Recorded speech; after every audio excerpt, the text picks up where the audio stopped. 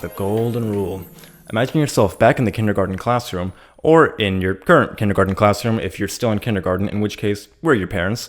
But regardless, imagine yourself back there just sipping on boxes of juice and getting read books out loud to you. It's a pretty great and a pretty vivid image. And somewhere in that mess, at some point, I would say it's pretty likely that we were all taught the same golden rule. Golden rule trumps everything. Marge, it's the golden rule. And that rule, of course, is... Do unto others as you would have done unto you. Do unto others as you would have them do unto you. And this rule was said to be rule number 1 for teaching kids how to behave with each other and how to actually function together in some semblance of a society. That is why they were taught it so young. Now, I realize that exact version, that is, do unto others as you would have them do unto you, may have some religious context, so the version that you learned as a kid might have been more like... Hey, you should treat people the way you want to be treated. To always treat other people the way I wanted to be treated. But regardless, every culture has some version of this rule in their vocabulary of basic skills you need to teach a child if you want them to not run around like a maniac. And for good reason, because children unsupervised without any teachings are honestly pretty stupid. And even behind this seemingly childish and very boiled down rule, there's actually quite a lot of philosophy and ethics at play. And this rule is commonly associated with Christianity nowadays, but in reality, this rule dates back as far as ancient Asia and ancient Greece with Confucius and Aristotle. So there is quite a lot of thinking that goes behind this simplified rule. And if you just sit down and think about this logically for a second, the need for a golden rule, just one simple rule that everybody can follow as the most major cornerstone of philosophy and ethics makes perfect sense. Because the thing about those realms is that they can so quickly become abstract to the point where the practical effect is questionable. So very simply, you can treat others the way you wish to be treated, and nothing more. However, if it was all good, then I wouldn't be making this video in the first place. The thing about this golden rule is that so many people carry it the wrong way, and so many people who have good intentions and who truly wish to make a better life for themselves and for the people around them, to make a difference in their community, get led down the wrong path because of this rule, and they have a twisted perception of what actually makes sense and what's actually going to make the biggest impact both for themselves and for their community. And maybe you even struggle with these same issues as well. And here shortly I'll be talking about what those issues are and what exactly you can do about it, whether you've personally actually explicitly experienced these problems yourself, or even if you haven't, there's probably something applicable for you in this video. So if you're interested in that, then go ahead and stick around till the end. So I'm going to work my way backwards here and actually start with the modern idea. And the modern idea is that if you treat people with kindness, always, no matter what, independent of any other situational factor or any other piece of ethics, philosophy, whatever it may be, you just need to be treating people with kindness in almost every case. Of course, barring for the very extremes if someone is actively stabbing you repeatedly with a knife or something along those lines. But nowadays we're pretty much taught to be kind always, no matter what. If you had a good family, that is.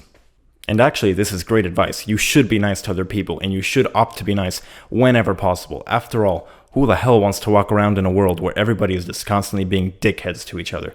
The fact is that kindness is generally a good thing, and you generally can't go wrong being kind. But that alone is really not the full picture, and it can mess you up. So I want you to picture something with me.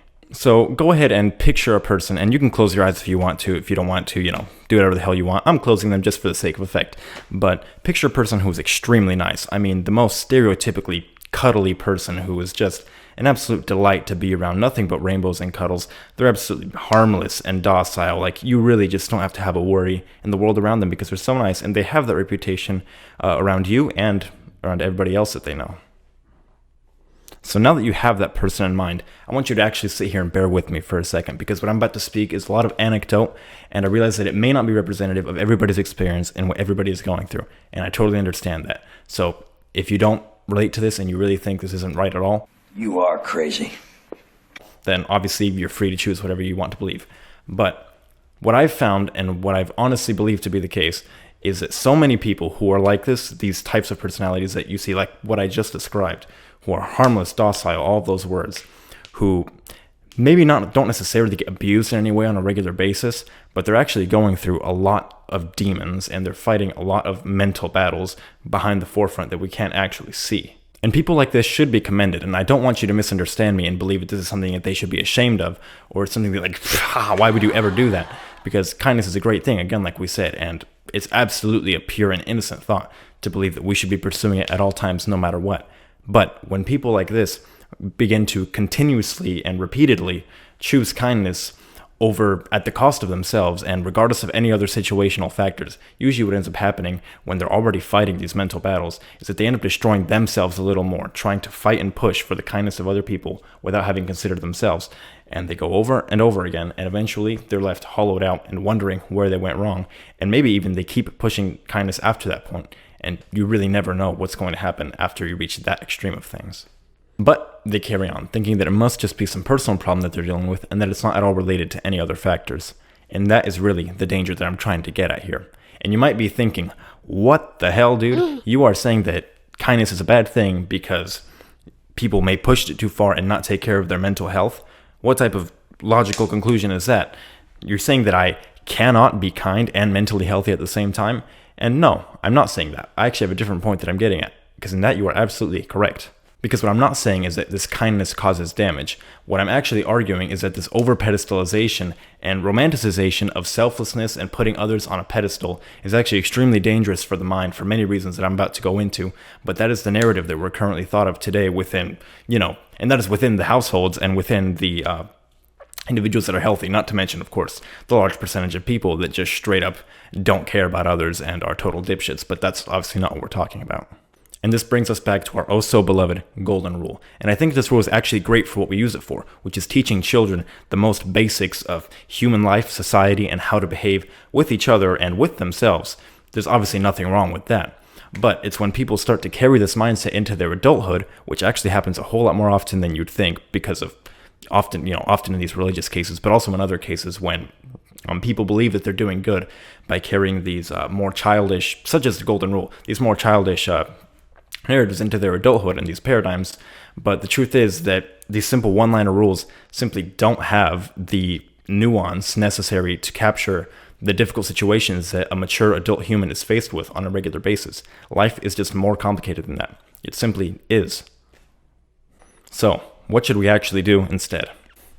Now, the golden rule is not actually a bad thing, and as I mentioned before, there's actually a lot of ethics and a lot of philosophy, complicated stuff that is actually jammed behind the golden rule. So I want to tell you exactly how I interpret the golden rule and exactly what I've seen work for other people and myself to genuinely give you the most fulfillment and the most value out of life, because really, that's what we're trying to do here in the first place. And if you go totally apeshit crazy and you don't believe what I'm telling you, and you already are ready to blow my brain out with a rifle to my head or something along those lines, then sure, click off the video. It's obviously up to you to decide what information is worth taking in and what isn't. But the golden rule is actually an equation. Do unto others as you would have them do unto you. Very simple, right? In fact, isn't that what we've literally been saying this whole time? So what could possibly be the difference? But I think the difference is abundantly clear. Where we initially interpreted and where we as children interpreted, be kind to others because that's what you would want for yourself, I'm actually suggesting that we take this from the other end instead, where we begin to think, what situation are we in, and is this a position that we want others to be in? Because think, are you even really treating yourself properly? The exact way you treat yourself in the exact condition of your life, if you want the best for other people, is this truly something, whatever it is that is the case for you and is the reality for you, is this something that you would really want to push on other people? And is this something that you think other people would benefit from having? And that is my main point. You cannot pour from an empty cup, though of course many people will try and some people may even succeed for a while. But at a certain point, something has to give. If you cannot truly say that you are in a position that you want other people to be in as well, then by definition, you cannot apply the golden rule. To commit that offense onto yourself is just as bad as to commit it onto others. And I actually think that it's in this where you start to find the true gold. It's our chief responsibility to take care of ourselves. And I think that no matter how difficult it gets, and no matter how much we really don't want to, that is where we really find our responsibility and our duty to the world in taking care of ourselves. And I know, as backwards as that sounds, that's actually the best thing we can do, both for ourselves and for the world and the planet and the people around us. That's really how it is.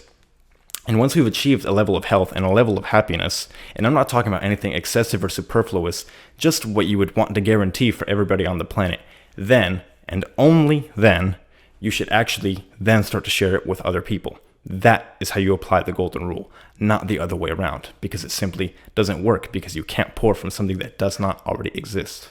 It's an equation and you need both sides. That's how I choose to interpret the golden rule, and I actually think that it's a monumental cornerstone in the realm of ethics and in the realm of philosophy, and that's because of the simple fact that it is one golden rule, because it is so easily digestible and so easily applicable in a realm where that might not necessarily always be the case. But again, you can't pour from what you don't have, so please believe me when I say that the better way is to take care of yourself first and then give, because if you don't, what you're doing is not sustainable, and eventually the people around you will suffer if you ever crumble. So throughout your days, remember the golden rule, the real golden rule. This isn't advice that will cause some magical breakthrough immediately, but I promise if you apply this for a long enough period of time, you will really see a real difference, and I believe in you.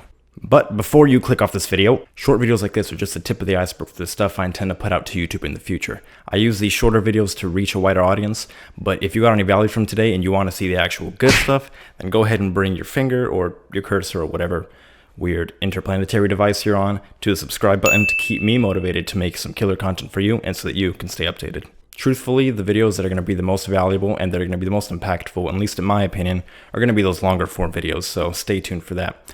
And if there's anything else that you want to see, go ahead and put it in the comments, because at this point, I'll definitely be reading all of them.